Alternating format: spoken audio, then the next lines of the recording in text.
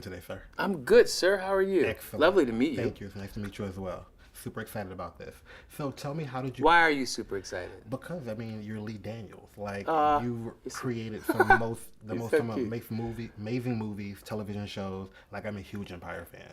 Thank like you. from day one, it's not gonna change. Like I love what you're putting out. I love the fact that you are putting African American people back on the forefront. And actually, not even just that, you're putting actual real music back on the forefront. And I think that's a pioneering kind of situation. Thank you. You're welcome. Did you see Star?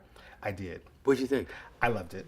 Oh, I'm good. already addicted. I've already kind of hit Benjamin with some different little things about what's going to happen. Some things I see. Like I see him being possibly somebody's father. Maybe, maybe not. What did he say? He didn't say He anything. better not have said a damn thing, Benjamin. He's Rat. real quiet. But I love the twist. I love it. Like I love the music. I love the dynamic of it. I think what you're doing is bringing real life situations to television. Thank you. Yeah. Thank you So I very love much. that. So with these two shows that you brought, they're both very musically heavy driven. Is that something that you did intentionally? Were you trying to bring soul R&B back to? Well, two things. First, it's not my anything. All my work is operatic. When you back to Monsters Ball, really, music is the core. I write to music. I direct to music. In between takes, I got music blasting, so that the actors are dancing literally.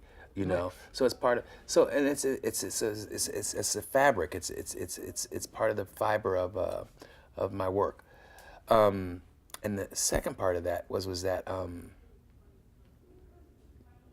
I forgot. The second part was it like intentional? Like is it? Well, I wanted to do a story about a girls group, so it had to be music. Okay. It had to be a music sort of related. What made you want to do a story about a girl group? Like where did that come from? When I was 16 years old, I stole my mother's Eldorado from Philadelphia, and I drove to New York City to see Dreamgirls, the original production, on Broadway, and I got tingles. Okay. And it got me I realized, oh my God, this is what I'm supposed to do. I don't know what I'm supposed to do, but I'm supposed to do something in this business. Had the same conversation with Denzel Washington, same experience with him.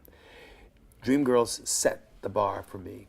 But this isn't Dreamgirls, but I wanted people to have that same tingly feeling that you had when you watched it. So, and I wanted to tell a story about, look, we're in a really difficult time right now in America. We're at the brink of civil war, I believe. I wanted to tell a story about race relations in America right now, where a white girl could go into an all-black environment with transgenders and point her finger at somebody and say, "You're a racist, bitch." Like, and I don't think a white filmmaker could get away with that. No, I don't. I agree with you. So I think that, what I'm trying to heal us some kind. I'm trying to make white people feel like it's cool and black people it's cool to have conversations about this. Okay. Like this is the conversation. I like that. So your cast is very diverse. Mm-hmm. Do you really feel like that speaks to a diverse audience? Do you feel like that, helps the conversation along? Say again? Your cast is very diverse. Yeah. Do you feel like because of that, it makes more of a conversation and it helps the different conversations from different communities? I don't really do it intentionally. Okay. It's who I am. You know what I mean? It's like, it's who I am. Okay. I don't. People say that Empire was a success because it was, it helped opened up doors for black people. But I think if I had done it as an Indian family, it would have the same success. You know what I mean? I happen to be black, but I'm just telling stories that are real with characters that are flawed, that people can identify with. And I'm like, people assume since I'm gay that I understand transgender. I don't at all. And I think that there's a lot of homophobia within the gay community. There's a lot of racism within the black community. We're addressing it. I love that. I do. I love that. Speaking of Empire, will Star and Lucius Lyons cross paths? I don't know. But I don't know. If I turn my back, Fox will have something happening. Who knows? I don't know. Okay, I could definitely see it. I could see the dynamic. Like she's so strong. I mean, that wasn't my intention.